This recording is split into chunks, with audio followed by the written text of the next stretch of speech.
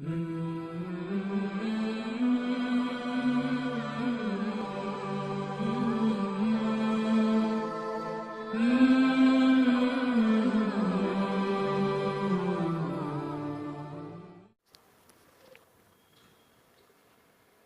خير الحديث كتاب الله وخير الهدي هدي محمد صلى الله عليه وعلى آله وسلم وشر الأمور محدثاتها وكل محدثة بدعة وكل بدعة ضلالة وكل ضلالة في النار. قال النبي صلى الله عليه وسلم: أتاكم رمضان الشهر المبارك. رواه احمد. قابل احترام صدر اجلاس، اس مجلس میں موجود موقر علماء کرام، جماعت و جبیت کے ذمہ داران، قریب و بعید سے آئے ہوئے میرے محترم دینی بھائیوں، نوجوان ساتھیوں اور قابل احترام ماں اور بہن، جیسا کہ ہم سبھی جانتے ہیں رمضان کا مہینہ قریب ہونے کو ہے اور شروعات اس کی ہونے کو ہے۔ اس مہینے کے آنے سے پہلے ایک مسلمان کے لیے ضروری ہے کہ وہ اپنے آپ کو تیار کرے کہ یہ مہینہ وہ کیسے گزارے گا، اس لیے کہ اللہ کے نبی صلی اللہ علیہ وسلم نے ایسے انسان کو ناکام و نامراد اور بدقسمت قرار دیا ہے جو رمضان کا مہینہ پانے کے باوجود بھی اپنی مغفرت نہ کرا سکے۔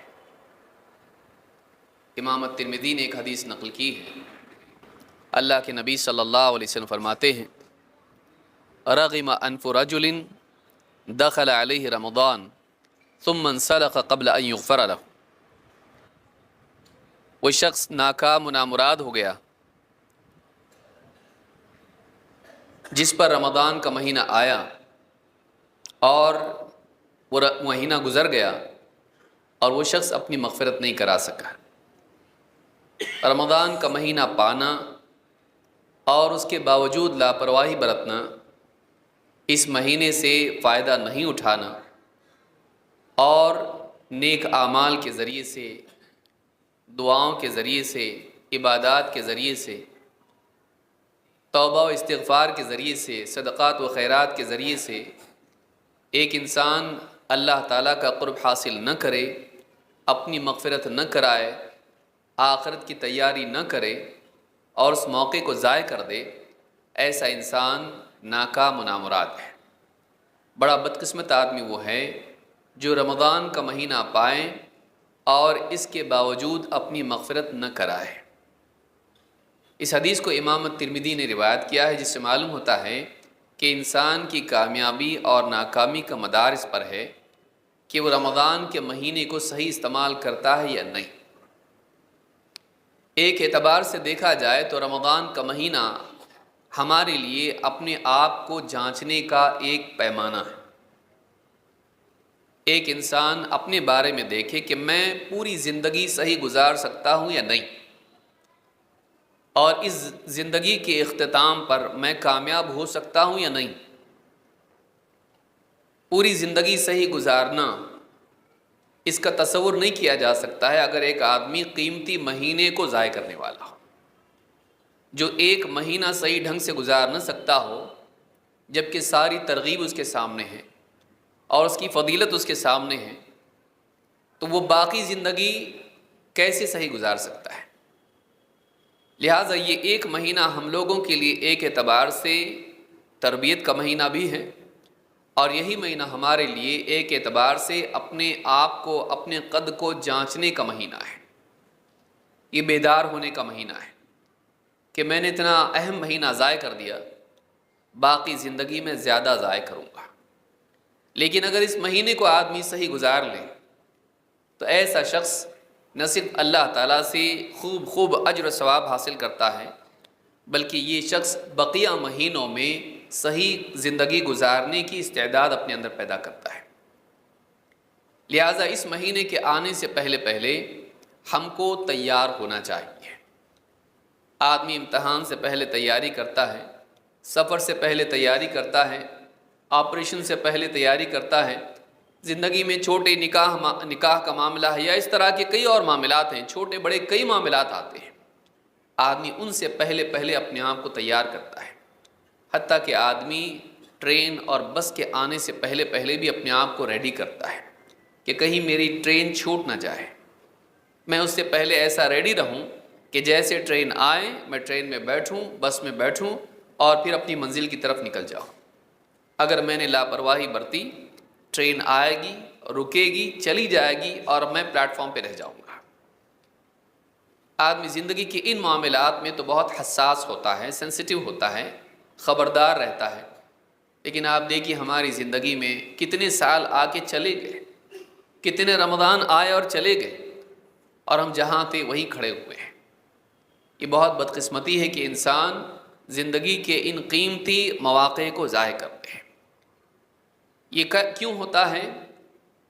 کبھی یہ اس وجہ سے ہوتا ہے کہ انسان کو واقعی اس نعمت کی قدر نہیں ہوتی ہے، کبھی یہ اس لیے ہوتا ہے کہ انسان اپنی دوسری مصروفیات میں ایسا پھنسا رہتا ہے کہ واقعی کرنے کے کام نہیں کر پاتا ہے، کبھی اس وجہ سے بھی ہوتا ہے کہ اس کے مزاج میں دینداری نہیں ہوتی ہے، اور دوسری چیزیں شیطان اور نفس اس کو خیر کے کاموں سے روک کر فضولیات میں، گناہوں میں پھنسا دیتا ہے۔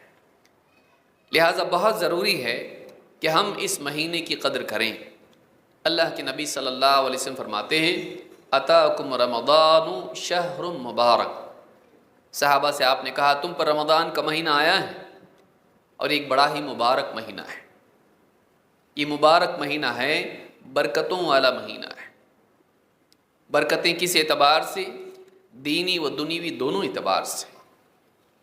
اس مہینے میں انسان کے لیے اللہ کی طرف سے نیکیوں کا کرنا آسان کر دیا جاتا ہے اور گناہ اس کے لیے مشکل ہو جاتے ہیں۔ کتنے گناہ کرنے والے اس مہینے میں اپنے گناہوں کی زندگی چھوڑ کے مساجد پکڑ لیتے ہیں، تلاوت کرتے ہیں، دعائیں کرتے ہیں، عبادات کا اہتمام کرتے ہیں، تراویح پڑھتے ہیں، جو ایک وقت کا کھانا بھی نہیں چھوڑتے ہیں۔ ایسے لوگ دن بھر کھانا چھوڑ کے بھوکے پیاسے روزے میں رہتے ہیں۔ اس مہینے میں ایمانی اعتبار سے اور تقوی کے اعتبار سے انسان کی استعداد بڑھ جاتی ہے، اللہ اس کے لیے آسان کر دیتا ہے، بلکہ حقیقتاً اس کے لیے جنت کے دروازے کھول دیے جاتے ہیں، جہنم کے دروازے بند کر دیے جاتے ہیں۔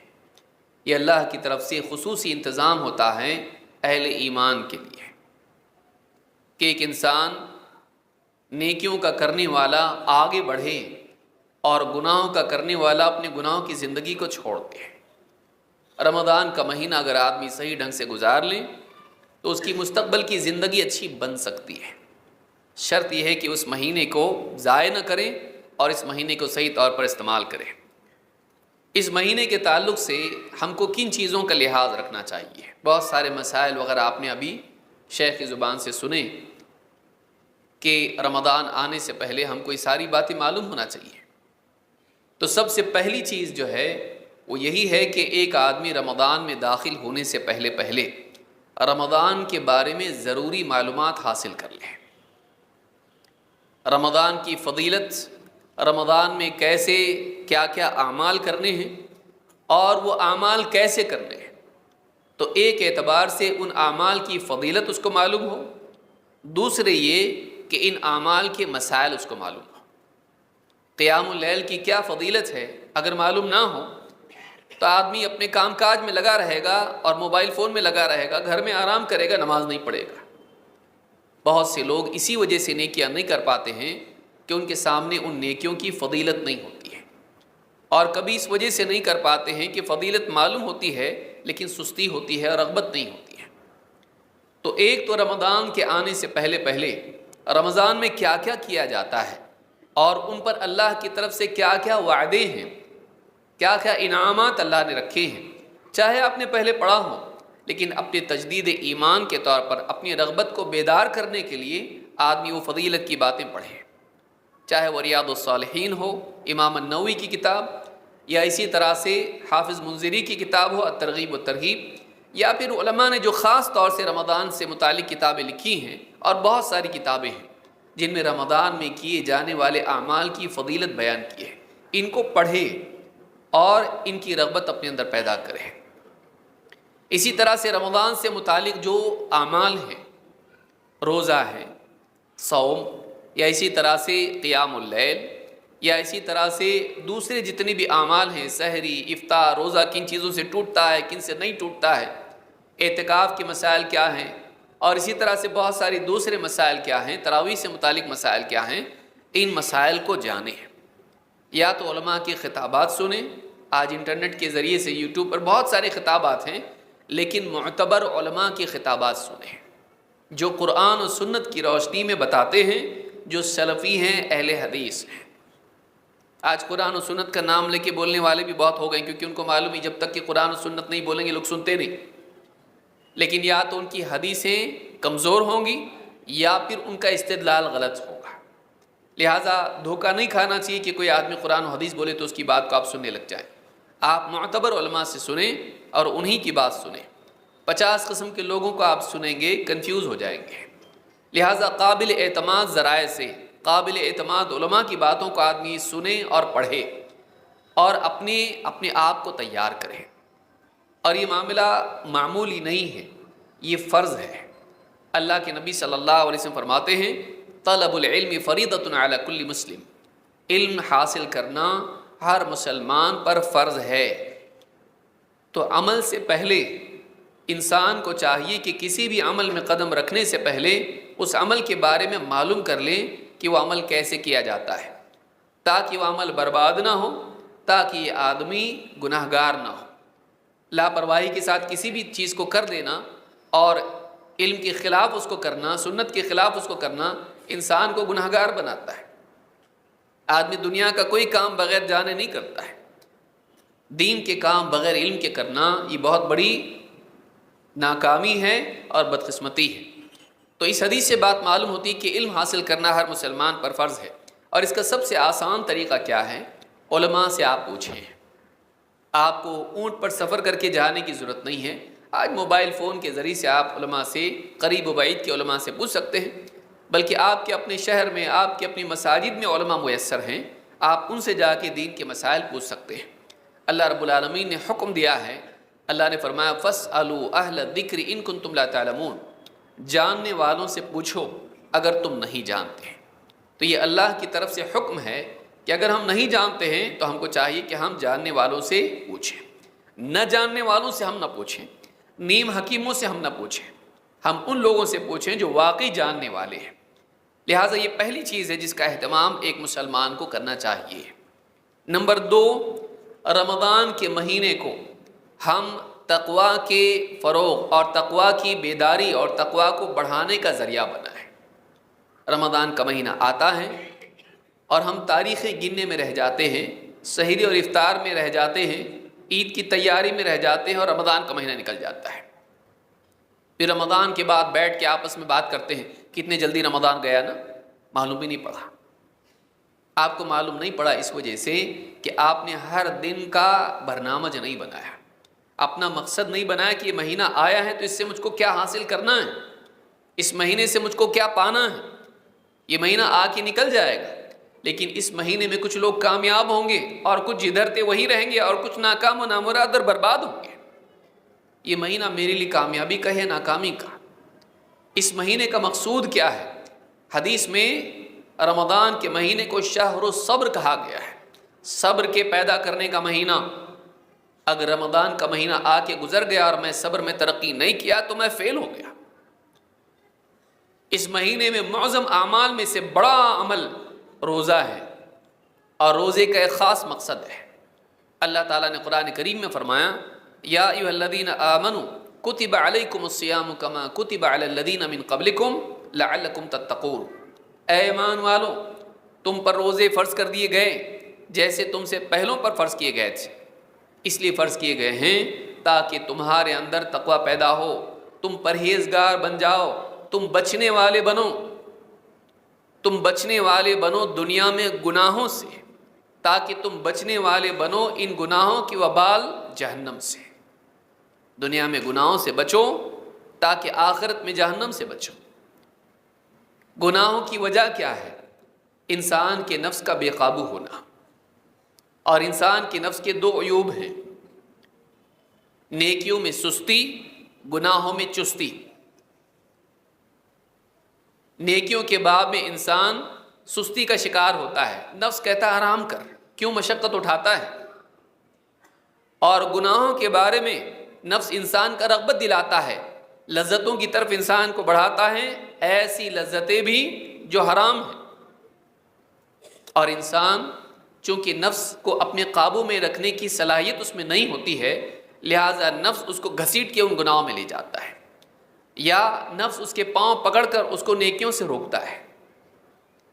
نفس کا غلام بننے کی بجائے اپنے نفس کو شریعت کے اور علم کے تابع کرنا اور نفس کو آمادہ کرنا اللہ کی طاعت پر، اور نفس کو گھسیٹ کے روک لینا گناہوں کے راستے پر جانے سے، یہ صلاحیت انسان میں اگر ہے وہ کامیاب ہے۔ اگر آدمی میں یہ صلاحیت نہیں ہے تو یہ اس سوار کی طرح ہے جو سواری اس کے کنٹرول میں نہیں ہے، اس کو کھائی میں لے کے جاتی ہے، لیکن اگر وہ لگام کھینچتا ہے اور سواری رک جاتی ہے تو یہ سواری پر سوار بھی محفوظ رہے گا، کامیاب رہے گا، وہ منزل تک جائے گا۔ لیکن ایسا سوار جس کی سواری منمانی کرتی ہو، جہاں چاہے اس کو لے جاتی ہو، ایسا آدمی منزل تک نہیں پہنچتا ہے۔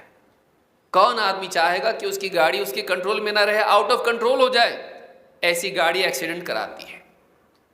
اسی طرح سے اگر نفس ہمارے قابو میں نہ ہو، کرنے کے کاموں پر آمادہ نہ ہوتا ہو اور گناہوں کے کاموں سے رکنے والا نہ ہو، تو ایسا آدمی نفس کا غلام بن کے جہنم میں جائے گا۔ لہٰذا روزاں اس بات کی تربیت اور اس بات کی استعداد پیدا کرنے کا ذریعہ ہے کہ ایک انسان اپنے نفس پر قابو پانے والا بنے، اس کے اندر ڈسپلن آئے، اس کے اندر سیلف کنٹرول آئے، وہ اپنے آپ کو قابو کرنا جانتا ہو، نہیں کا مطلب نہیں، کرنا ہے تو کرنا ہے۔ جس آدمی میں یہ دو باتیں آ جائیں، دنیا کی کوئی طاقت اس کو کامیاب ہونے سے نہیں روک سکتی، چاہے وہ کامیابی آخرت کی ہو یا دنیا کی ہو۔ آپ دیکھیے دنیا کی جتنی بھی ناکامیاں ہیں، اس کی جڑ میں آپ جھانک کے دیکھیں گے تو آپ کو دکھائی دے گا کہ کرنے کے کام کو نہیں کرتا تھا اور نہیں کرنے کے کام کرتا تھا۔ اس کی زندگی میں پرائرٹیز نہیں تھی، وہ ترجیحات نہیں جانتا تھا، وہ اولویات نہیں جانتا تھا، فضولیات میں پڑا رہتا تھا، کرنے کے کام چھوڑ دیتا تھا، اور جو کام نہیں کرنا چاہیے اسی میں لگا رہتا تھا اور کرنے کے کام نہیں کرتا تھا۔ یہ ناکامی کی جڑ ہے۔ روزہ آپ کو اس بات کے لیے تیار کرتا ہے کہ آپ اپنی چاہت کی بجائے اللہ کی چاہت کو پورے کرنے والے بنیں، اور جس انسان کی زندگی میں یہ بات آتی ہے یہ کامیاب انسان ہے۔ اس کو متقی کہتے ہیں کہ جو پرہیزگار ہو، بچنا جانتا ہو، رکنا جانتا ہو، جہاں رکنا ہے وہاں رکتا ہو، جہاں چلنا ہے وہاں چلتا ہو۔ تو یہ روزے کے ذریعے سے، اب آپ روزہ رکھ رہے کیوں رکھ رہے ہیں؟ آپ خالی سحری کا ٹائم دیکھ رہے ہیں، افطار کا ٹائم دیکھ رہے ہیں، کتنے گھنٹے ہیں؟ 12 گھنٹے 14 گھنٹے، بھائی بھوکا رہنا ہے، کھانا نہیں کھانا ہے۔ آپ روزے کے عمل کو صرف کھانا پینا چھوڑنا اگر اپنے لیے بنا لیں تو یہ آپ کی تربیت نہیں کرے گا۔ آپ اس سے زیادہ آگے بڑھ کے سوچیں کہ میں یہ آمادگی اپنے اندر پیدا کروں، میں اپنے آپ کو اس بات پر آمادہ کروں، یہ مزاج میرا بنے کہ میں اللہ کی نافرمانی سے بچوں گا، اللہ روک دے تو رک جاؤں گا، میرا رب اگر مجھ کو روک دے تو میں حرام تو دور میں حلال بھی چھوڑوں گا۔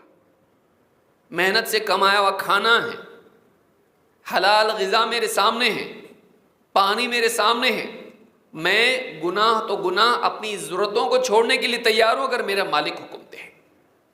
کھانا میری ضرورت، پانی میری ضرورت، لیکن اللہ اگر مجھ کو حکم دے دے تو میں گناہ تو بہت دور کی بات ہے، میں تو حلال کھانا بھی چھوڑ دوں گا، اپنی ذاتی ضرورتوں کو بھی چھوڑ دوں گا۔ کیوں؟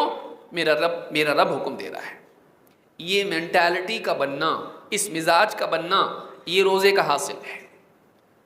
اگر آپ کا مزاج یہ بن رہا ہے کہ دوست آپ کو گناہ کی دعوت دے رہا ہے، فلم دیکھنے کے لیے بول رہا ہے، ناچ گانے کی پارٹی میں لینے کے لیے آپ کو آ رہا ہے، اور آپ کہیں ذرا رمضان کا مہینہ، ذرا رمضان تک رک جا، جیسے ہی رمضان ختم ہو جائے گا پھر میں فری ہوں، تو آپ نے روزے کو صحیح ڈھنگ سے نہیں رکھا، آپ نے رمضان کا مقصد نہیں سمجھا کہ آپ کے لیے رمضان کا مہینہ روزے کا عمل قید خانہ نہیں ہے کہ ایک مہینہ قید خانہ ہے پھر 11 مہینے اپنے کو چھٹی ہونی شیطان کی طرح۔ تو پھر شیطان میں ہمیں فرق کیا رہا؟ وہ بھی ایک مہینہ قید ہے، اس کے بعد میں وہ آزاد ہوگا، دندناتا پھرے گا، گناہ کروائے گا اور کرے گا۔ اگر یہی مہینہ آپ کے لیے قید کا مہینہ ہے کہ ایک مہینہ بس رک جاؤ اس کے بعد فری، تو شیطان میں ہم میں فرق کیا ہوگا؟ یہ مہینہ ہمارے لیے تربیت کا مہینہ ہے کہ مہینہ بہت قیمتی ہے، اس مہینے میں مجھ کو تیار ہو جانا ہے کہ باقی 11 مہینے گناہوں سے بچنے کی کیپیسٹی پیدا ہو۔ اگر اس مہینے کو صحیح ڈھنگ سے میں نے نہیں گزارا تو باقی 11 مہینوں میں کمزور پڑ جاؤں گا۔ یہ تیاری کا مہینہ ہے، یہ اپنی استعداد بڑھانے کا مہینہ ہے، یہ اپنی بیٹری چارج کرنے کا مہینہ ہے۔ آپ بیٹری دیکھیے کیسا کرتے ہیں، سفر پر جانا ہے بھائی، صبح جاؤں گا رات میں واپس لوٹنے والا ہوں، اتنے اچھے سے بیٹری چارج کر لوں کہ راستے میں ختم نہ ہو جائے۔ کتنا سوچتا ہے اپنی بیٹری کی، اپنے موبائل کے فون کی بیٹری کے بارے میں سوچتا ہے، اپنے ایمان کے تقوی کی بیٹری کے بارے میں کتنا سوچیں ہم لوگ۔ یہ چارجنگ کا ٹائم ہے ہمارا، اس مہینے میں چارج کر لوں، 11 مہینے تک یہ بیٹری چلنا چاہیے، اگلا رمضان آنے تک ہماری ایمانی تقوی کی قوت ہماری برقرار رہنا چاہیے۔ اگر یہ ذہن رکھ کر اس مہینے کو گزارے گا، یہ مہینہ اس کی زندگی بدلنے والا مہینہ بن سکتا ہے۔ لہٰذا یہ بات یاد رکھیں کہ رمضان کے مہینے کو تقوی کے حصول کا مہینہ بنائیں، بھوک ہڑتال کا مہینہ نہیں، بس رکنا ہے مہینے میں، جیل ہے یہ قید خانہ ہے، بس کچھ دن رہ لو، رک جاؤ، کنٹرول کر لو، باقی پھر آزاد۔ تو یہ آدمی ناکام ہے، یہ آدمی سمجھا ہی نہیں رمضان کیوں آیا۔ نمبر 3، رمضان کے اعمال کو رسمی اعمال نہ بننے دیں کہ کسی طرح سے سارے لوگ روزہ رکھ رہے ہیں تو میں بھی رکھ لیا، سارے لوگ تراویح پڑھ رہے ہیں تو میں بھی پڑھ رہا ہوں، بس آگے کھڑا رہ رہا ہوں، کیا ہو رہا ہے کچھ مجھ کو ہوش حواس نہیں، کیوں کر رہا ہوں میرا کوئی مقصود نہیں، بس سب لوگ کر رہے ہیں تو میں بھی کر رہا ہوں۔ جتنے اعمال، چاہے وہ روزہ ہو، چاہے وہ تراویح ہو، چاہے وہ صدقات و خیرات ہوں، چاہے وہ کسی روزے دار کو افطار کرانا ہو، یا جو بھی اعمال ہوں، ان اعمال میں ہر عمل سے پہلے اپنے اندر 2 چیزوں کو پیدا کرنے کی کوشش کریں، ایک ایمان اور دوسرے احتساب۔ اس لیے کہ اللہ کے نبی صلی اللہ علیہ وسلم نے رمضان کے اعمال کا جب ذکر کیا، قیام اللیل جسے آپ نے سنا ابھی، اور صیام رمضان، یا اسی طرح سے قیام لیلۃ القدر، ان تینوں چیزوں کے بارے میں، بلکہ کئی اعمال کے بارے میں آپ دیکھیں گے یہ 2 چیزیں ہمیشہ ان کے ساتھ ذکر ہوتی ہیں۔ جیسے آپ نے فرمایا من قام رمضان ایمانا واحتسابا غفر له ما تقدم من ذنبه، یا آپ نے فرمایا من صام رمضان ایمانا واحتسابا غفر له ما تقدم من ذنبه، کہ جو رمضان کے روزے رکھے ایمان اور احتساب کے ساتھ، پچھلے سارے گناہ معاف ہو جائیں گے۔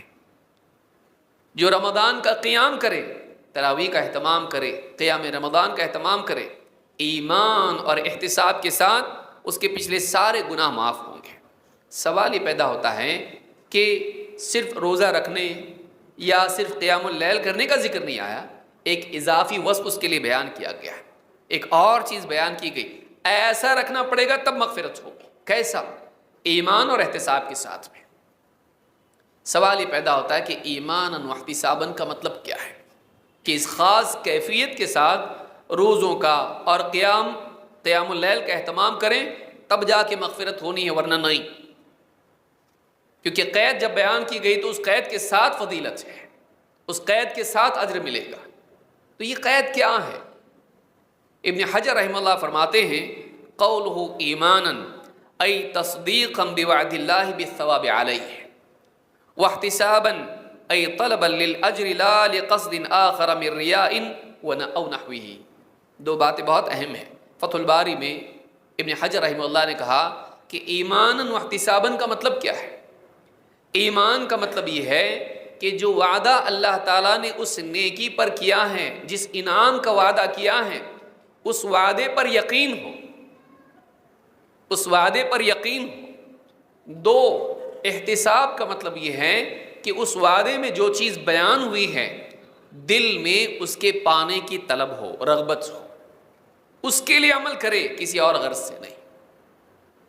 تو نیکیوں میں چاہے وہ چھوٹی نیکی ہو یا بڑی نیکی، دو چیزوں کے پیدا کرنے کی کوشش کریں۔ اس مہینے کو اپنے لیے ایک ٹریننگ کورس بنائیں کہ میرا ٹریننگ کا زمانہ ہے، میرا تربیت کا زمانہ ہے، مجھے اچھا انسان بننا ہے۔ یہ نہیں کہ عید کے دن صرف اچھے کپڑے پہن کر میں عید کی نماز کے لیے آؤں۔ عید کی نماز کے لیے میں آؤں تو اچھے کپڑے پہن کر ہی نہیں، اچھا مسلمان بن کے آؤں۔ عید کی نماز کے لیے میں جب آؤں تو محض اچھا ظاہر لے کر نہ آؤں، بلکہ اچھا باطن لے کر آؤں، میں ایک اچھا مسلمان بن کے آؤں، میں اچھا بن جاؤں، میں دکھنے میں صرف اچھا نہیں ہوں، میں اللہ تعالیٰ کو اچھا دکھائی دوں۔ ان اللہ لا ينظر الى صورکم و اموالکم ولکن ينظر الى قلوبکم و اعمالکم۔ اللہ تعالیٰ تمہاری صورتوں اور تمہارے مالوں کو نہیں دیکھتا، گورا ہے، کالا ہے، عرب ہے، عجم ہے، خوبصورت ہے، بدصورت ہے، مالدار ہے، غریب ہے، بہت بڑے خاندان کا ہے، اللہ کے نزدیک اس کی کوئی قیمت نہیں ہے۔ وَلَٰكِن يَنظُرُ إِلَىٰ قُلُوبِكُمْ وَأَعْمَالِكُمْ، بلکہ اللہ تعالیٰ تمہارے دلوں کو اور تمہارے اعمال کو دیکھتا ہے۔ ہمارے اعمال سنت کے مطابق ہوں اور ہمارے دلوں میں اخلاص ہو، ہمارے دلوں میں خشیت ہو، خشوع ہو، رغبت ہو، ایمان ہو، یقین ہو، اپنے ظاہر و باطن کو ہم بہتر بنائیں۔ تو یہ دو چیزیں ہر نیکی میں پیدا کرنے کی کوشش کریں کہ ہمارے دل میں اللہ تعالیٰ کے وعدوں کا یقین ہو کہ اس نیکی پر کیا ملے گا، کیا دے گا اللہ تعالیٰ، اور پھر اس کی طلب دل میں ہو کہ مجھے چاہیے، یقین بھی ہو اور رغبت بھی ہو۔ اس کا فائدہ یہ ہوتا ہے کہ دو فائدے اس کے خاص طور سے ہوتے ہیں، بلکہ تین فائدے ہوتے ہیں۔ ایک، آدمی کا عمل بہت بہتر بن جاتا ہے، وہ اچھے سے کرتا ہے، وہ اچھے سے کرتا ہے۔ اور دو، اس عمل میں اخلاص پیدا ہوتا ہے۔ اور تین، اس عمل پر مداومت آسان ہو جاتی ہے۔ جب انسان کے سامنے آپ دیکھیے اذان ہوتی، لوگ نماز کو نہیں آتے ہیں، لیکن بغیر اذان کے لوگ جاب پہ برابر جاتے ہیں، چاہے پھیری والا ہو، رکشہ والا ہو، کمپنی والا ہو، دکان والا ہو، بغیر اذان کے برابر آپ دیکھیے صبح سویرے آپ کو بسیں بھر بھر کے جاتی ہوئی دکھائی دیں گی، لیکن بسیں بھر بھر کے لوگ نماز کو نہیں آتے ہیں۔ گھر کے بازو میں پڑوس میں مسجد ہے لیکن نہیں آتا آدمی، ایک گھر سے کئی کلومیٹر دور اس کا جاب ہے، برابر پابندی سے ہوتا ہے۔ روزانہ میں 20 سال سے اپ ڈاؤن کرتا ہوں، لیکن وہ مسجد اپ ڈاؤن نہیں کرتا ہے جبکہ اس کو گاڑی کی ضرورت نہیں۔ کیوں؟ اس لیے کہ اس کا یقین ہے اس پر کیا ملنے والا ہے، اس کی ضرورت ہے، اس کی طلب ہے، اس کی رغبت ہے۔ یہاں رغبت نہیں ہے۔ سال و سال عمل آسان ہے، مجاہدہ آسان ہو جاتا آدمی کے لیے جب کیا ملنے والا ہے اس کا یقین ہو، اور وہ کتنا اہم ہے، کتنا ضروری ہے پانا، اس کی انسان کو قدر ہو۔ نیکیوں کے بارے میں اگر ہم اس کا اہتمام کریں، اللہ کی عطا کا یقین کہ اللہ تعالیٰ ضرور دے گا، وعدہ خلافی اللہ نہیں کرتا ہے، اور اس انعام کی قدر اور اس کی طلب انسان کے دل میں ہو۔ ہر نیکی کے بارے میں اپنے دل میں اس چیز کو پیدا کرنے کی کوشش کریں۔ یہ رمضان کو بہتر گزارنے کے لیے ضروری ہے۔ 4، جو بھی نیکی کریں دکھاوے سے بچیں، اللہ کی خاطر کریں۔ روزہ رکھیں ڈائٹنگ کے لیے نہیں، تقویٰ کے لیے رکھیں۔ میرا وزن کم ہو جائے، میرا فگر صحیح ہو جائے، فگر صحیح کرنے کے لیے نہیں، اپنے دل کی فکر صحیح کرنے کے لیے کہ میرے اندر ہمیشہ جیسے میں بھوک لگتی ہے، اب سال بھر آدمی کھاتا ہے، اچانک رمضان کا مہینہ شروع ہو گیا، شروع کے روزوں میں انسان کو تھوڑا سا گاڑی سے اترنے کے بعد چلتی گاڑی سے کیسا ہوتا ہے، آدمی کھاتا پیتا ہے، جیسا دل بولا کھاتا، جیسے سامنے کچھ رکھا اٹھا کے کھا لیا۔ اب رمضان ہے، کبھی کبھی ہاتھ بڑھ جاتا ہے، آفس میں بیٹھا ہے، چائے آ گئی، چائے کا شوقین ہے، کئی بار لگتی ہے اس کو، اب آفس میں کام کرنے والا آپ کے سامنے چائے لا کے رکھ دی، صاحب چائے، اب اٹھایا تھا کہ یاد آیا روزہ، میرا روزہ ہے، واپس رکھ دیتا آدمی، کیوں صاحب چائے نہیں پئیں گے؟ نہیں میرا روزہ ہے۔ پیاس لگی، پانی رکھا ہوا ہے، اٹھا کے پینے والا تھا، یاد ہے میرا روزہ ہے۔ یہ جو چیز ہے کہ اللہ کون دیکھ رہا ہے اس کو؟ سارے غیر مسلم ہیں، پی لے گا تو اس کو کوئی کچھ ملامت نہیں کرے گا، کوئی دیکھنے والا نہیں، کوئی بولنے والا نہیں، کوئی سزا اس پر نہیں ہے، لیکن صرف اللہ کی خاطر کوئی نہیں دیکھ رہا ہو تو کیا بھائی، سی سی ٹی وی بھی نہیں ہے یہاں پہ، وہ بھی کئی دنوں سے بند ہے، لیکن اللہ دیکھ رہا ہے، اللہ دیکھ رہا ہے۔ الم یعلم بان اللہ یرا، کیا وہ نہیں جانتا اللہ دیکھ رہا ہے؟ مجھے کوئی نہیں دیکھ رہا ہے لیکن اللہ دیکھ رہا ہے۔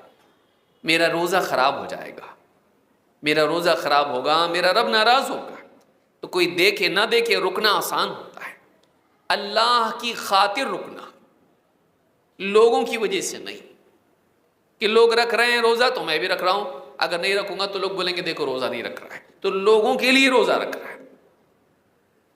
قیام اللیل بہت اچھا لگتا مسجد میں جا کے، ہاں اچھا اتر اتر لگا کے آ رہا ہے، بس ایک رسم ادا کر رہا ہے، نہیں، اللہ کی خاطر تلاوت کر رہا ہے کمپٹیشن کے طور پر کہ میں بھی پڑھ رہا ہوں، سب کے سامنے بیٹھ کے قرآن پڑھ رہا ہے، میرا ایک ختم ہوا، دو ختم ہوا، لوگوں کو دکھا کے بتا کے ان کے سامنے تعریف لے رہا ہے، لوگوں کے سامنے گڑ گڑا رہا ہے، رو رہا ہے، لوگ دیکھیں تعریف کریں، دیکھو کتنا اللہ والا ہے، روتا ہے، صبح سے شام تک ذکر کر رہا ہے، فجر کے بعد سے لے کے سورج نکلنے تک بیٹھا ہوا ہے، ماشاءاللہ کتنے نیک انسان ہیں، عمرہ کے لیے جا رہا ہے کہ ماشاءاللہ ہر سال عمرہ کرتے آپ، کتنے نیک انسان ہیں آپ۔ نیکیاں کرنا نام کے لیے، شہرت کے لیے، لوگوں کے دلوں میں مقام بنانے کے لیے، نیکی لوگوں کے دلوں میں مقام بنانے کے لیے نہیں، اللہ کے ہاں مقام پانے کے لیے ہونا چاہیے۔ وہ آدمی بے مقام ہو جاتا ہے جو لوگوں کے ہاں مقام بنانے کے لیے اللہ والا عمل کرے، اس کے لیے اللہ کے ہاں کوئی جگہ نہیں ہے۔ جو اللہ کے لیے کرے ایسا آدمی، اس کو اللہ کے ہاں عزت ملتی ہے۔ حدیث میں اللہ کے نبی صلی اللہ علیہ وسلم فرماتے ہیں، اللہ تعالیٰ فرماتا ہے الصوم لی وانا اجزی بہ، روزہ میرے لیے ہے اور میں ہی اس کا بدلہ دوں گا۔ یدع شہوتہ واکلہ وشربہ من اجلی، میرا بندہ میری خاطر اپنا کھانا، اپنا پینا اور اپنی شہوت کو چھوڑتا ہے، میری خاطر چھوڑتا ہے وہ۔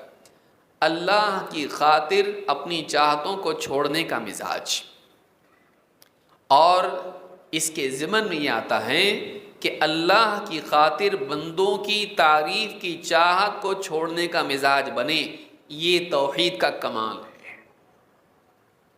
توحید کیا ہے؟ خالی ایک اللہ ماننا ہے کیا؟ توحید ربوبیت، توحید الوہیت، توحید اسماء صفات یاد کر لیا میں، پورے 3 کورس کیا توحید کے اوپر، ہاں، لیکن ابھی اندر تیرے سے یہ نکلا نہیں، میں نہیں نکلا تیرا، تو سارے بت توڑ دیا، تیرا اپنا بت نہیں توڑا، میں نہیں، میں اپنے حفظ نفس کے لیے بھی نہ کروں، میں رب کی رضا کے لیے کروں۔ انما نطعمکم لوجہ اللہ لا نرید منکم جزاء ولا شکورا، ہم یہ جو کچھ کھلاتے ہیں نا تم کو، وہ دل سے بولتے ہیں، زبان سے بھی نہیں۔ علماء نے کہا یہ زبان حال سے کہہ رہے ہیں، زبان قال سے نہیں۔ انما نطعمکم لوجہ اللہ، اللہ کے نیک بندے کھلا رہے ہیں لوگوں کو، مسکین کو اور غربا فقراء کو، قیدیوں کو کھلاتے ہیں، یتیم کو کھلاتے ہیں، لیکن وہ کیا، ان کے دلوں کا حال کیا ہوتا ہے؟ انما نطعمکم لوجہ اللہ، ہم اللہ کی خاطر تم کو کھلاتے ہیں، اللہ کی دیدار کی خاطر، کہ قیامت کے دن جنت میں جائیں تو اللہ کا دیدار نصیب ہو جائے۔ لا نرید منکم جزاء ولا شکورا، اس کے بدلے کوئی مادی فائدہ تم سے ہم کو نہیں چاہیے، بلکہ قولی ثنا، تعریف بھی ہم کو نہیں چاہیے، مٹیریل گین نہیں، پریز، تعریف وہ بھی نہیں چاہیے ہم کو، تھینک یو بھی نہیں چاہیے، شکرن جزیلا بھی نہیں چاہیے ہم کو تم سے کوئی دنیا کی تعریف، دنیا کا فائدہ نہیں چاہیے، اس کے بدلے تم ہمارے احسان مند بن جاؤ، نہیں۔ بعض اوقات آدمی زکوٰۃ دیتا ہے لوگوں کو غلام بنانے کے لیے، زکوٰۃ دے رہا ہے، پھر جہاں بھی ملے گا ذرا ایک کام ہے ذرا کریں گے کہ ہاں کریں، کیوں نہیں کریں، کیونکہ آپ زکوٰۃ دیتے نا ہم کو، آپ تو غلام بنا لیا ہم کو، آپ کی فٹنگ کرنا ہے، آپ کا وہ کرنا ہے، فلانا کام کرنا ہے، آپ ہم سے کام لے رہے ہو، زکوٰۃ دیتے آپ ہم کو۔ بعض اوقات آدمی زکوٰۃ بھی آدمی کو دیکھ کے دیتا ہے، یہ کام کا آدمی، اس کو دو، اس سے اپنے کام نکلتے ہیں۔ دین کے کام میں دنیاوی اغراض کا رکھ کر اس کو کرنا، یہ دینی کام کو ضائع کر دیتا ہے۔ تو انسان نیکی کریں خالص اللہ کے لیے۔ تو رمضان میں نیکیوں کا موسم ہے، لیکن بعض اوقات ہوتا ہے کیونکہ یہ رمضان کا مہینہ سارے لوگ سامنے ہوتے ہیں، بہت ساری نیکیاں لوگوں کے سامنے کرنی پڑتی ہیں، کیونکہ تنہائی ڈھونڈے کہاں سے آدمی، ایک موسم بنا رہتا ہے، مساجد کھچا کھچ بھری رہتی ہے، تلاوت کرنے والے سب بیٹھے رہتے ہیں عصر کے بعد فجر کے بعد، اور کتنی نیکیاں صدقات خیرات آدمی کرتا ہے، اخلاص تھوڑا مشکل ہو جاتا ہے۔ اور بعض اوقات ایسا ہوتا ہے کہ نیکیاں کر کے تعریف سننا، اس میں شرم بھی محسوس نہیں ہوتی، کیونکہ آدمی کو لگتا ہے اس میں کیا ہے، سبھی تو کرتے نا ایسا۔ تعریف کی چاہت اور اپنی نیکیوں کو ریا اور سمعہ کے ذریعے سے برباد کرنا، یہ بڑی بدقسمتی ہے۔ اتنی محنت کیا اور پھر محنت کرنے کے بعد جو جمع ہوا اس کو خود ہی ضائع کر دیا، کہ ایک آدمی ڈھو کے گھڑا لائے ریگستان میں ایک کنارے سے دوسرے کنارے تک، اتنا پیٹ پر گرمی کی شدت میں پانی کا گھڑا سر پہ اٹھا کے لے کر آئے اور اس کے بعد میں اس کو پانی کو پھینک دے، بے وقوف آدمی ہے، گھڑا پھوڑ دے، بے وقوف آدمی ہے۔ اتنی محنت کیا اور کیا ضائع کر دیا۔ نیکیوں کو ضائع نہ کریں۔ اخلاص بہت مشکل ہے، آسان نہیں ہے۔ وہ نادان ہے جو یہ سمجھتا ہو کہ اخلاص آسان ہے۔ سلف ہمارے بہت ڈرتے تھے، ریا کا ایک دروازہ بند کرے تو دوسرا شیطان دوسرے دروازے سے ہمارے دل پہ حملہ کرتا ہے۔ صرف اور صرف اللہ کے لیے عمل کرنا، یہ توحید کا کمال ہے، یہ بہت مشکل ہے۔ جس کو یہ آ جائیں بہت آسان ہے، اللہ ہم سب کو نصیب فرمائے۔ تو رمضان میں اللہ کی خاطر عمل کرنے کی کوشش کریں۔ اللہ کے نبی صلی اللہ علیہ وسلم فرماتے ہیں، رب صائم لیس له من صیامہ الا الجوع ورب قائم لیس له من صیامہ الا السحر۔ امام ابن ماجہ نے اس کو روایت کیا ہے اور یہ حدیث صحیح ہے۔ بہت سے کتنے ہی روزے دار ایسے ہوتے ہیں کہ ان کو روزے سے سوائے بھوکا رہنے کے کچھ حاصل نہیں ہوتا۔ کتنے ہی رات کو قیام اللیل کرنے والے ایسے ہوتے ہیں جن کو ان کے قیام اللیل میں نیند سے محرومی کے سوا اور کچھ ہاتھ میں نہیں آتا، بس جاگنا ہوا ان کا، گویا کہ اس نے عبادت نہیں کی۔ کیوں؟ علماء کہتے ہیں اس وجہ سے کہ یا تو اس میں اخلاص نہیں ہوتا ہے یا تو خشوع نہیں ہوتا ہے، یا تو روزے میں اخلاص نہیں یا پھر نماز میں خشوع نہیں، ریاکاری کی وجہ سے یا خشوع کی کہ نہ ہونے کی وجہ سے عبادت ضائع ہو جاتی ہے۔ قد افلح المؤمنون الذین هم فی صلاتهم خاشعون۔ ایمان والے وہ ہیں جو نماز پڑھتے ہیں تو دلوں میں خشوع ہوتا ہے، ان کے اللہ کے آگے عاجزی ہوتی ہے، اللہ کی طرف دھیان ہوتا ہے، اپنی آخرت کی فکر ہوتی ہے۔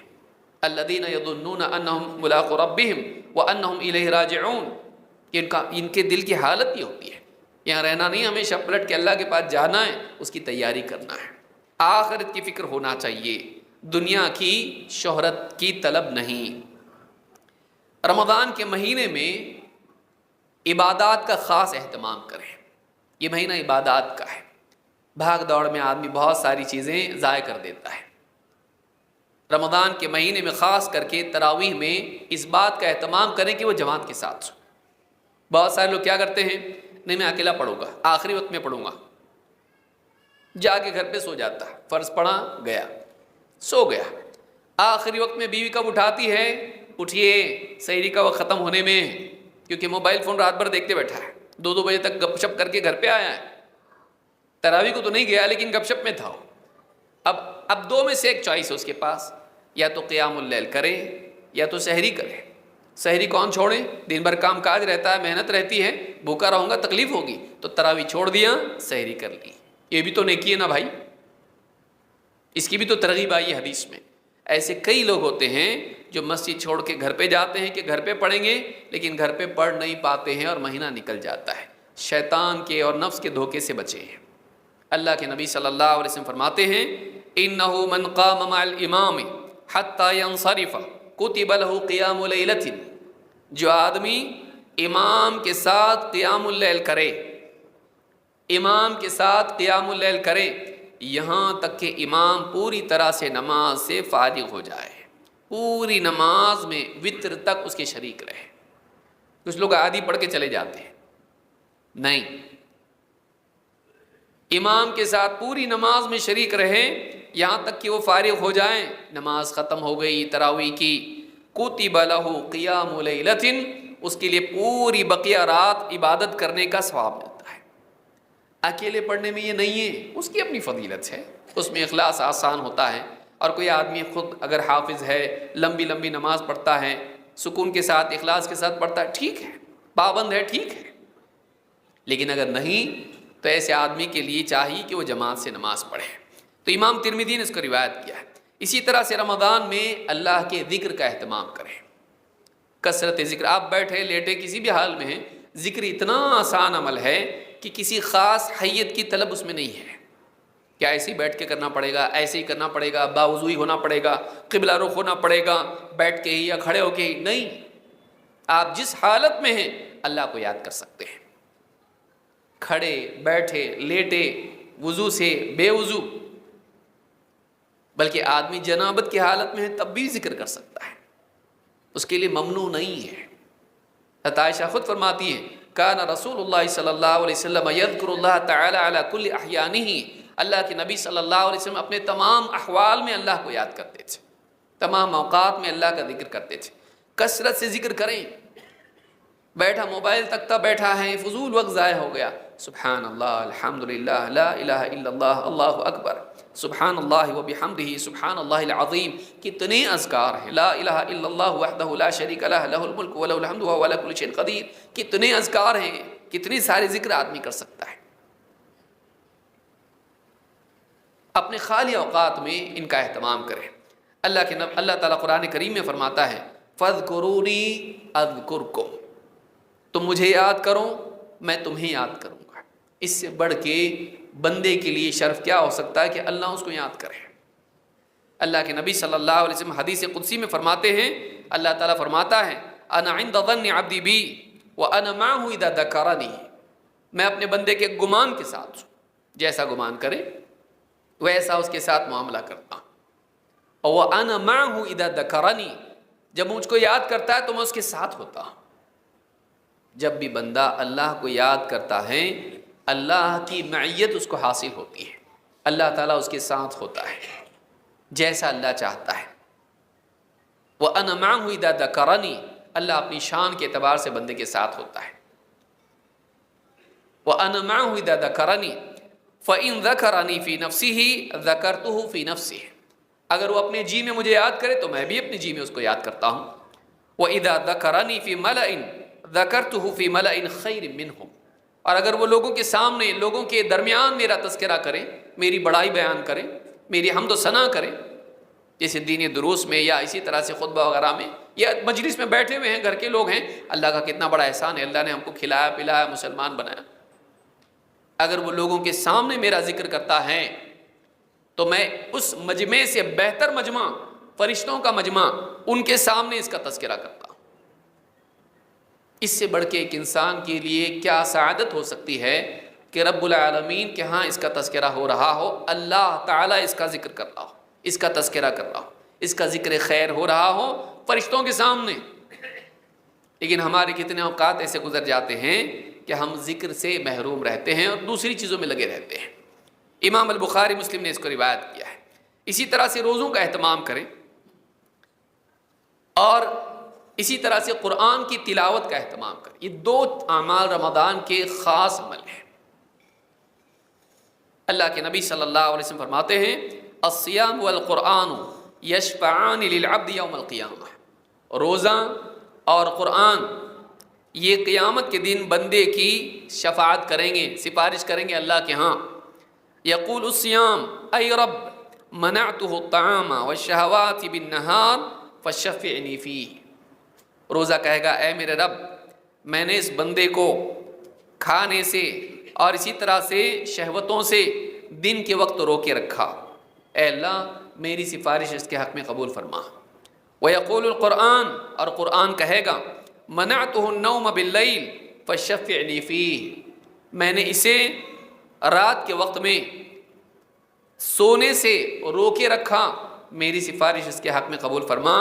اللہ کے نبی صلی اللہ علیہ وسلم فرماتے ہیں فَيُشَفَّعَانِ، ان دونوں کی سفارش اللہ قبول کر لے گا کہ قیامت کے دن روزہ اور قرآن دونوں بندے کی سفارش کریں گے.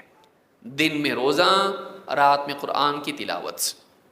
اگر وہ قیام اللیل میں ہے تو بہت بڑی بات ہے. قیام اللیل کے علاوہ اوقات میں بھی آدمی قرآن کی تلاوت کرے، رات میں بھی کرے، دن میں بھی کرے، اس کا اہتمام کرے۔ تو قرآن کی تلاوت کا خاص اہتمام کریں، جیسا بھی آپ کو آتا ہے۔ اگر نہیں آتا ہے سیکھیں، کوئی بھی آپ کو عالم مل جائے گا جو آپ کو بیٹھ کے پڑھائے گا، آپ قرآن پڑھنا سیکھیں۔ آج کتنے بدقسمت لوگ ہیں، آج بھی بہت سارے لوگ ہیں جو رومن میں قرآن پڑھتے ہیں، جو عربی میں نازل ہوا ہے۔ قرآن کو عربی ہی میں پڑھنا چاہیے۔ نہیں آتا ہے سیکھیے، نہیں آتا ہے سیکھیے، ٹائم لگے گا، سیکھیے، مرنے سے پہلے سیکھ کے مرے، بغیر سیکھے نہیں مرنا ہے۔ قرآن سیکھ کے مرنا، اللہ کا کلام، اس سے بہتر کیا ہے؟ تو اس کو سیکھ کے پڑھنا، اور اس پہ ہر حرف پہ ثواب ملے گا۔ کتنی بدقسمتی کہ آدمی دنیا کے سارے اخبارات پڑھے اور قرآن پڑھنے کی جو اللہ کی طرف سے آئی ہوئی خبر ہے، اللہ کی طرف سے آیا ہوا پیغام ہے، اس کو نہیں پڑھے آدمی۔ قرآن کی تلاوت کرے۔ اسی طرح سے اللہ تعالیٰ سے توبہ و استغفار کریں۔ کتنے گناہ ہم سے ہوتے ہیں، ہم کو معلوم بھی نہیں ہوتا ہے، اور ہماری نیکیاں بھی ایسی ہیں کہ اس پر اللہ تعالیٰ سے استغفار کرنا چاہیے۔ نیکی بھی ہماری ڈھنگ کی نہیں ہوتی ہے، صحیح سلیقے سے اس کو کر نہیں پاتے ہیں۔ اللہ تعالیٰ سے اپنے گناہوں کے لیے اور نیکیوں میں کوتاہی کے لیے معافی مانگیں، توبہ و استغفار کریں۔ اللہ کے نبی صلی اللہ علیہ وسلم فرماتے ہیں، ان الشیطان قال وعزتک یا رب لا ابرح اغوی عبادک ما دامت ارواحهم فی اجسادہم۔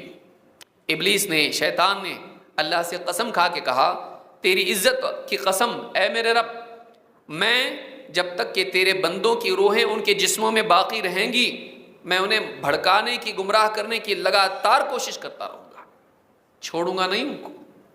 جب تک ان کی روح ان کے جسم سے جدا نہیں ہوتی، میں ان کے پیچھے لگا رہوں گا کہ میں ان کو گمراہ کر دوں، خواہشات کے تابع کر دوں۔ فقال الرب، اللہ تعالیٰ نے بھی اس کا جواب دیا۔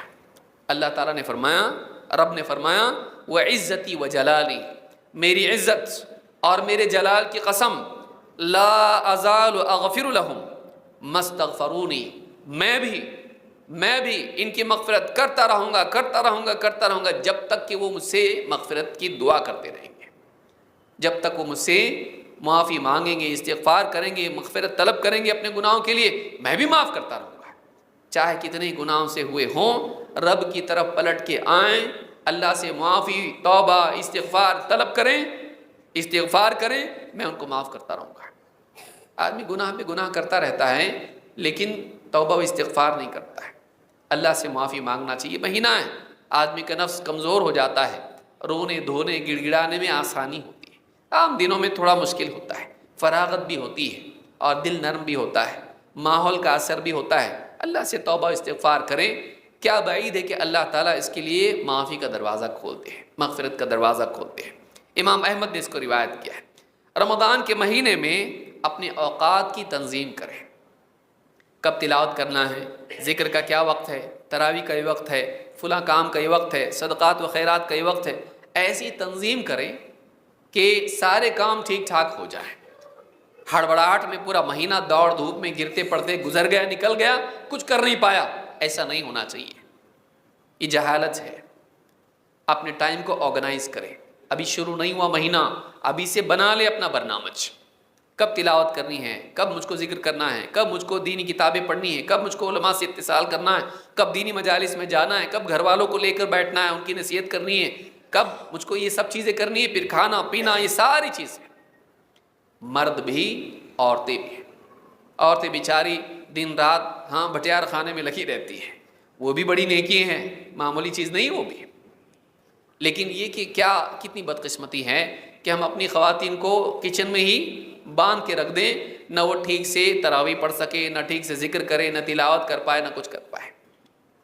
ان کے لیے بھی ایسے اوقات کی فراغت رکھیں کہ وہ اپنی کچن کی ذمہ داریاں نبھائیں، لیکن اسی کے ساتھ ساتھ وہ عبادات بھی کر پائیں، وہ خود اپنے اوقات کی تنظیم کریں۔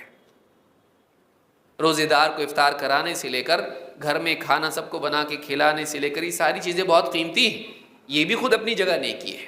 خواتین رمضان میں اس خدمت کو انجام دے کر بہت بڑا ثواب سمیٹتی ہیں۔ روزے داروں کے لیے تیسیر کرنا، کھانے پینے، افطار اور سحری کی، یہ کوئی معمولی کام نہیں ہے، یہ بھی بہت بڑی نیکی ہے۔ لیکن اس کے علاوہ وہ اپنا وقت نکالیں تاکہ ان کی دوسری نیکیاں ضائع نہ ہوں۔ اللہ کے نبی صلی اللہ علیہ وسلم فرماتے ہیں، اغتنم خمسا قبل خمس، 5 چیزوں سے پہلے 5 چیزوں کی قدر کر لو۔ حیاتک قبل موتک، موت سے پہلے اپنی زندگی کی قدر کر۔ وصحتک قبل سقمک، اور اپنی صحت کی قدر کر بیماری سے پہلے۔ وفراغک قبل شغلک، اور اپنی فراغت کی قدر کر، فری ٹائم تیرے پاس ہے اس کی قدر کر لے، اس کا صحیح استعمال کر بزی ہونے سے پہلے، مشغول ہونے سے پہلے۔ وشبابک قبل حرمک، اپنی جوانی کی قدر کر بڑھاپے سے پہلے، اس سے پہلے کہ تو بوڑھا ہو جائے اور کچھ نہیں کر پائے، جسم کمزور ہو جائے، جوانی میں نیکیاں کر لے۔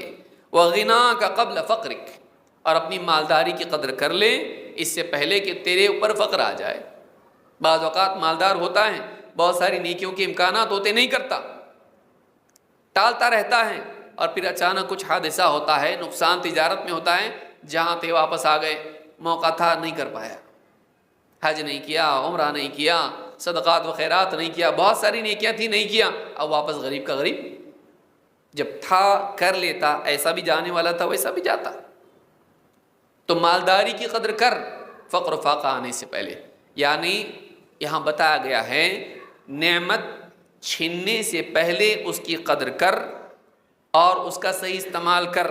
انسان کی بدقسمتی یہ ہے جب تک چیز چھنتی نہیں اس کی قدر آتی نہیں۔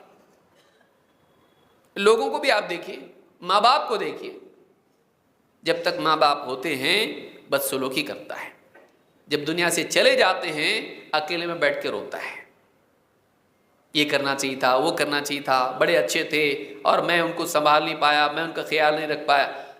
انسان کھونے کے بعد افسوس کرتا ہے، پچھتاتا ہے، اور اس کے بعد اس کو قدر آتی ہے۔ نعمت کے کھونے سے پہلے اس کی قدر کیجیے، عقل مند آدمی وہ ہے۔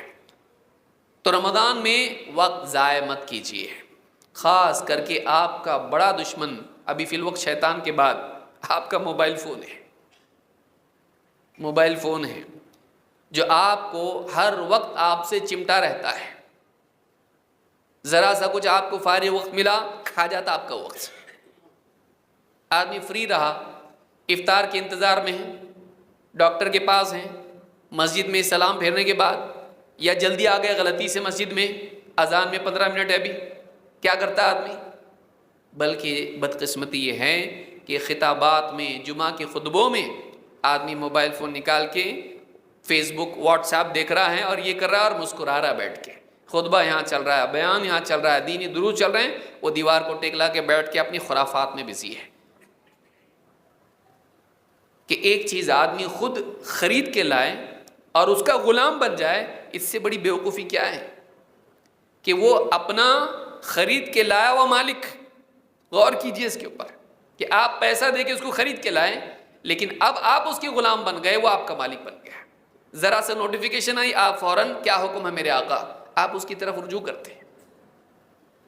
بتائیے، اذان کو سن کے بھی نظر انداز کرتا آدمی، نوٹیفیکیشن اور کالر ٹون سن کے نہیں کرتا نظر انداز اس کو، اور ذرا دیکھیں گے تو صحیح، بیوی اٹھا کے رکھے، نہیں دیکھنے تو کس کا فون ہے، امپورٹنٹ ہو سکتا ہے بہت۔ اتنے دیوانے ہم لوگ ہو گئے ہیں۔ رمضان میں مساجد میں بیٹھ کے فری ٹائم میں آدمی گانے تک سنتا ہے ہیڈ فون لگا کے، میوزک چل رہی ہے اور ساری، اور نہیں یہ تو نیوز ہے نا، یہ ڈاکیومنٹری ہے، مسجد میں بیٹھ کے ڈاکیومنٹری سنتا تو۔ پھر اس کے اندر ادھورے کپڑے والی عورتیں بھی آ رہی ہیں، ناچ گانے بھی ہو رہے ہیں اس کے اندر، اور بے حیائی ساری ہو رہی ہے اس کے اندر، مسجد میں بیٹھ کے۔ افسوس کی بات ہے یہ۔ موبائل فون کا صحیح استعمال کیجیے، ضرورت کے بقدر کیجیے، فضولیات سے بچیے، اپنے اوقات کو ضائع مت کیجیے۔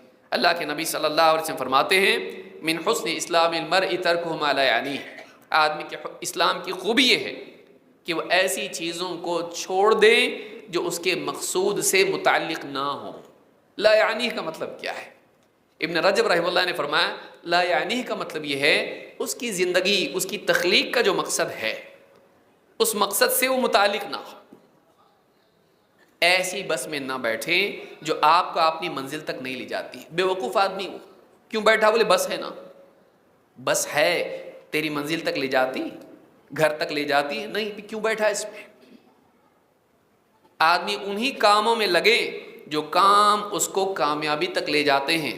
ابن مسعود رضی اللہ تعالیٰ فرماتے ہیں، انی اکرہ ان ارى الرجل فارغا لا فی عمل دنیا ولا آخرہ۔ مجھے بات بالکل پسند نہیں ہے کہ میں کسی انسان کو اس طرح فارغ دیکھوں کہ وہ نہ دنیا کے کام میں ہو نہ دین کے، بس ایسی فضول وقت ضائع کر رہا ہے۔ یہ کھیتی کا وقت ہے تو موسم میں ہے، ایک نیکی اگر قیامت کے دن کم پڑ گئی جہنم میں جائے گا۔ وَأَمَّا مَنْ خَفَّتْ مَوَازِينُهُ فَهُوَ فِي فَأُمُّهُ هَاوِيَةٌ، اس کی نیکیوں کا پلڑا ہلکا ہو گیا، گناہوں کا پلڑا بھاری ہو گیا، جہنم میں جائے گا۔ معلوم نہیں میری نیکیاں کم ہیں کہ زیادہ ہیں اور میں بے فکر بیٹھا ہوا ہوں، معلوم نہیں اللہ کہ ہاں میں مجرم ہوں یا نیک ہوں، جنت میں جانے والا ہوں جہنم میں جانے والا ہوں، میری نیکیاں زیادہ ہیں کہ میرے گناہ زیادہ ہیں، میری موت آ جانے والی ہے ابھی یا کل، اور میں بے فکر پڑا ہوا ہوں، ٹائم پاس کر رہا ہوں، میں تیاری نہیں کر رہا اپنے آپ کو بچانے کے لیے، میرا وارنٹ نکلا ہوا ہے اور میں یہاں بے فکر بیٹھا ہوا ہوں۔ سوچئے، وقت کو ضائع نہ کریں۔ تو یہ رمضان میں خاص طور پر خیال رکھیں۔ اسی طرح سے رمضان میں مخلوق پر ترحم ہمارے اندر خاص طور سے ہونا چاہیے، ہماری سخاوت بڑھ جانا چاہیے۔ روزے دار کو افطار کرائیں۔ اللہ کے نبی صلی اللہ علیہ وسلم فرماتے ہیں من فطر صائما کان له مثل اجرہ غیر انہ لا ينقص من اجر الصائم شیئا، جو ایک روزے دار کو افطار کرائیں اس کو ایک روزے کا ثواب ملتا ہے، لیکن یہ کہ روزے دار کے اجر میں سے کوئی کمی نہیں کی جائے گی، اس کا اجر اس کو نہیں دیں گے یا اس کا ایک حصہ اس کو نہیں دیں گے، اس کو ایک روزے کا ثواب ملے گا، اس کو اپنے روزے کا ثواب ملے گا۔ ایک تو ایک، 10 تو 10، 100 تو 100۔ آپ 30 یا 29 روزوں سے زیادہ نہیں رکھ سکتے رمضان میں، لیکن اگر آپ 100 لوگوں کو افطار کرائیں اخلاص کے ساتھ، سیاست نہ بنائیں اس کو۔ بہت سارے سیاستداں بڑا پنڈال لگا ہوا ہے، سارے دھوم دھام ہے، پورے فوٹو لگ کے یوٹیوب پہ بھی آ رہا ہو، ویڈیو آ رہا ہو اس کا، اور فیس بک پہ بھی آ رہا ہو اس کا، کیا فائدہ؟ دل میں اللہ کے لیے نیکی ہو، جتنا چھپا گے اتنا اچھا، اس کا ایک پورا ایک پروگرام نہ بنا لیں، دکھاوا نہ کریں۔ ٹھیک ہے اگر عام دعوت ہوتی تو کوئی منع نہیں ہے، لیکن آپ کا دل اگر واقعی اللہ کے لیے عمل ہے تو اچھی بات ہے، چاہے پھر دھوم دھام سے کریں یا تنہائی میں کریں، لیکن دل میں اگر اخلاص نہیں ہے تو کتنا بھی بڑا عمل ہو وہ چھوٹا ہے، بلکہ بے قیمت سے۔ چھوٹی نیکی بھی اخلاص کے ساتھ بڑی بن جاتی ہے، اور بڑا کارنامہ بھی اخلاص کے نہ ہونے کی وجہ سے بے قیمت ہو جاتا ہے، مچھر اور مکھی سے بھی زیادہ کم قیمت بن جاتا ہے۔ لہٰذا اخلاص کے ساتھ کریں۔ اسی طرح سے اللہ کے نبی صلی اللہ علیہ وسلم کے بارے میں ابن عباس رضی اللہ تعالیٰ عنہ فرماتے ہیں کان النبی صلی اللہ علیہ وسلم اجود الناس بالخیر وکان اجود ما یکون فی رمضان۔ اللہ کے نبی صلی اللہ علیہ وسلم لوگوں پر احسان کرنے کے اعتبار سے سارے لوگوں میں سب سے زیادہ سخی تھے، اور آپ کی سخاوت سب سے زیادہ بڑھ جاتی تھی رمضان کے مہینے میں۔ آپ عام دنوں میں تو سخی سارے لوگوں سے زیادہ ہی تھے، لیکن رمضان میں آپ اپنے آپ سے بھی زیادہ سخی ہو جاتے تھے جو باقی مہینوں میں آپ ہوتے تھے۔ عام دنوں میں سب سے زیادہ، رمضان میں اپنے سے بھی زیادہ، عام دنوں سے زیادہ۔ ہم بھی اس سنت پر عمل کرتے ہوئے رسول اکرم صلی اللہ علیہ وسلم کی اقتداء میں اپنی زندگی میں اپنی طاقت کے بقدر اپنی سخاوت کو بڑھائیں۔ اس کے لیے امیر ہونا ضروری نہیں، آپ اپنے معمول سے اپنی سخاوت کو بڑھا دیں۔ جتنا آپ کل کرتے تھے آج زیادہ کیجیے، رمضان کا مہینہ آ گیا آپ زیادہ کیجیے، لوگوں کے ساتھ احسان کا سلوک کیجیے۔ امام البخاری مسلم نے اس کو روایت کیا ہے۔ اسی طرح سے رمضان میں کھانے پینے میں تھوڑا کمی کیجیے۔ رمضان کا مہینہ آتا ہے، روزوں کا مہینہ ہے، لیکن روزے کی جو بھرپائی ہے وہ سحری اور افطار میں ہم کر لیتے ہیں، اور بقیہ اوقات میں جو لوازمات ہیں، جو اور ایڈیشنل چیزیں ہیں، اتنی زیادہ ہو جاتی ہیں کہ آدمی کا وزن گھٹنے کی بجائے بڑھ جاتا ہے۔ تو رمضان کو کھانے پینے کا مہینہ موج مستی کا نہ بنائیں کہ دوستوں کے ساتھ چل وہاں جانا ہے، آج یہ ہوٹل کل وہ ہوٹل، اور ماشاءاللہ حیدرآباد میں تو کوئی کمی نہیں ہے، اور دن رات کی بھی کوئی تمیز نہیں ہے یہاں پہ، اور رمضان میں تو ویسے بھی رات دن کی طرح ہوتی ہے۔ تو ایک آدمی اس مہینے کو موج مستی کا مہینہ نہیں بنائے، نفس کو موٹا کرنے کا نہیں، نفس کو کمزور کرنے کا مہینہ بنائے۔ اتنا کھائے پیے، بس کھانے کی فکر ہو، بیگم کیا بناؤ گے آج، افطار میں کیا ہے، سحری میں کیا ہے، پورا دماغ میں یہی گھوم رہا ہے۔ آج افطار میں یہ ہونا چاہیے، یہ شربت ہونا چاہیے، فالودہ ہونا چاہیے، مرغی ہونا چاہیے، فلانا مندی ہو، اور اس طرح کی ساری چیزیں ہوں۔ اور یہ آدمی بس کھاتا رہے اور پھر تراویح میں آنکھیں ڈکار پہ ڈکار لے رہا ہے. پاس والے گھور کے دیکھ رہے ہیں تو بول رہا ہے تھوڑی ایسیڈیٹی ہوگی. تھوڑی کہاں سے ہوئی؟ کیوں ایسیڈیٹی تجھ کو؟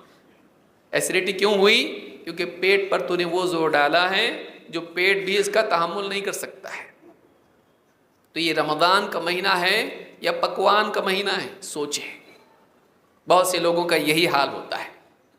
اللہ کے نبی صلی اللہ علیہ وسلم فرماتے ہیں ما ملأ آدمی وعاء شرا من بطن. کسی آدمی نے پیٹ سے بڑھ کے کوئی برا برتن بھرا نہیں ہے. برتن کا بھرنا اتنا برا نہیں جتنا پیٹ کا بھر لینا. بلکہ ایک آدمی نے ڈکار لی اللہ کے نبی صلی اللہ علیہ وسلم کی مجلس میں تو آپ نے کہا کف عنا جشاک، اپنی ڈکار کو ہم سے دوری رکھو. کیوں؟ فإن أكثرهم شبعا في الدنيا أطولهم جوعا يوم القيامة. اس لیے کہ دنیا میں بہت سے وہ لوگ جو ہمیشہ سیر رہتے ہیں، کھا پی کے ایک دم پیٹ بھرے رہتے ہیں، آخرت میں لمبی بھوک اللہ ان کو عطا کرے گا. دنیا کے کھانے والے، کثرت سے کھانے والے آخرت میں بھوکے رہیں گے. وہ لوگ جو بے فکری کے ساتھ کھاتے رہتے ہیں، حلال حرام سب ایک کر دیتے ہیں. اللہ ہم سب کی حفاظت کرے. تو اس کے لیے بہت اس بات کا خیال رکھیں کہ ایسا نہ کریں کہ رمضان میں بس کھاتے رہیں.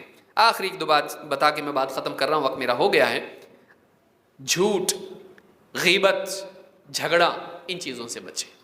اللہ کے نبی صلی اللہ علیہ وسلم فرماتے ہیں من لم یدع قول الزور والعمل به والجہل فلیس للہ حاجۃ ان یدع طعامہ وشرابہ.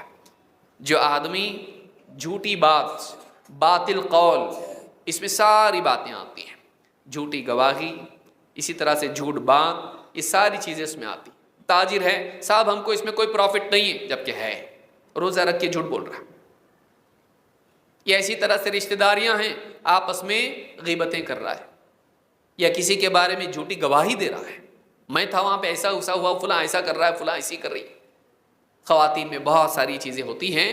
اپنی زبان کو جھوٹ سے بچائے رکھیں، خاص کر کے تاجر حضرات، خاص کر کے خواتین جو جھوٹی بات نہ چھوڑے یا باطل عمل نہ چھوڑے یا جہالت کی حرکتیں نہ چھوڑے. اللہ کو کوئی ضرورت نہیں کہ وہ اللہ کے لیے اپنا کھانا پینا چھوڑ دے. حلال کھانا چھوڑ رہا ہے، حلال پینا چھوڑ رہا ہے، لیکن حرام بولنا، منہ میں کیا جا رہا ہے دیکھ رہا ہے، حلال ہے، حلال ہونا چاہیے بھائی، روزہ خراب ہوگا. منہ سے کیا باہر نکل رہا ہے وہ بھی تو حلال ہونا چاہیے. ایسی کوئی بات ہماری زبان سے نہ نکلے جو اللہ نے حرام کی ہو. زبان کا لحاظ صرف کھانے کے اعتبار سے نہیں ہے، باتوں کے اعتبار سے بھی تو ہونا چاہیے. زبان کھانے کا ذائقہ اگر چکھنے کے لیے ہے تو زبان کلام کے لیے بھی تو ہے. تو خالی آپ اس کا خیال رکھیں گے کہ کیا کھا رہا ہوں، بلکہ آپ اس کا بھی خیال رکھیں کہ کیا بول رہا ہے. زبان کا لحاظ اس باب میں بھی رکھیں. اور بدن سے نکلنے والے اعمال یہ اللہ کی رضا والے ہونے چاہیے. اللہ کو کوئی ضرورت نہیں آدمی صرف کھانا پینا چھوڑ دے. اللہ کو چاہیے کیا؟ اللہ کی ممنوعات کو بندہ چھوڑے، اللہ کی ناپسندیدہ چیزوں کو آدمی چھوڑے. اسی طرح سے آخری بات یہ کہ اس مہینے میں بدعتی اعمال سے بچیں. دیکھیں کہ سنت کیا ہے. درود تاج، دعائے گنج العرش اور دنیا بھر کی سحری کی، افطار کی دعا، سحری کی دعا، گھڑی ہوئی دعائیں، اس طرح کی بہت ساری چیزیں ہیں جو بہت ساری کتابوں میں، انٹرنیٹ پر اور یہاں وہاں آپ کو ملیں گی. خواتین میں خاص طور سے ہوتی کہ دادی اماں، نانی اماں بیٹھ گئی، دعائے گنج العرش پڑھ رہی، صبح سے لے کے گھنٹہ بھر پڑھ رہی ہے. کوئی دلیل اس کی نہیں ہے، کوئی ثبوت اس کا نہیں ہے. عربی میں گاف ہی نہیں ہے، کہاں سے آیا گنج العرش؟ تو یہ دعا مسنون ہے ہی نہیں، لوگوں کی بنائی ہوئی ہے. تو بہت ساری بدعتی خرافاتی دعائیں، اذکار اور وظیفے خاص کر کے خواتین اس کا اہتمام کرتی. بوڑھے لوگ بہت سارے پچھلے سارے باپ دادا سے کے سکھائے ہوئے ان اعمال کو کرتے ہیں. کوئی عمل ایسا نہ کریں جو سنت کے مطابق نہ ہو. سنتوں کا اہتمام کریں. قیامت کے دن جو لوگ سنت کو چھوڑتے ہیں اور نبی صلی اللہ علیہ وسلم کی اتباع سے گریز کرتے ہیں پچھتائیں گے. اللہ تعالیٰ فرماتا ہے وَيَوْمَ يَعَضُّ الظَّالِمُ عَلَى يَدَيْهِ، قیامت کے دن ظالم اپنا ہاتھ چبا جائے گا افسوس سے، اپنے اوپر غصہ کرتے ہوئے. غم و غصے میں اپنا ہاتھ چبا جائے گا اور کیا کہے گا؟ یقول یا لیتنی اتخذت مع الرسول سبیلا، کاش کہ میں نے رسول کے ساتھ رسول کی راہ اپنائی ہوتی ہے، کاش کہ میں اس راستے پر چلتا جس پر نبی صلی اللہ علیہ وسلم چلے ہیں، اس کے پیچھے نہیں جاتا، رسول صلی اللہ علیہ وسلم کی اقتداء میں آپ کی پیروی کرتا ہے، میں رسول والے راستے پر چلتا۔